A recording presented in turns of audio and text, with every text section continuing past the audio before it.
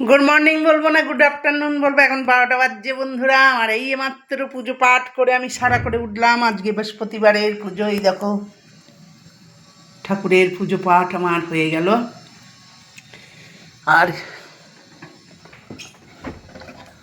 বরের আর ছেলের নাস্তা করে বর ছেলে চলে গিয়েছে। এই আমরা এখন নাস্তা করব, আমি আর মা। এই যে আছে আজকে অনেক কটা রুটি, আর আমাদের করেছি, বরের আর মায়ের করেছিলাম কাঁকরোল আর কুঁদরি ভাজা, আর আমার আর ছেলের পেঁয়াজ আলু চচ্চড়ি। ডাল হয়ে গিয়েছে, ভাত হয়ে গিয়েছে। এখন বাকি আছে বাকি রান্না। দেখা যাক বন্ধুরা, কি রান্না করি না করি সবটাই তোমাদের সাথে শেয়ার করব। ঠিক আছে, এখন আমি নাস্তা করি।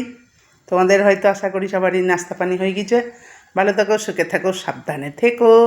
বাই।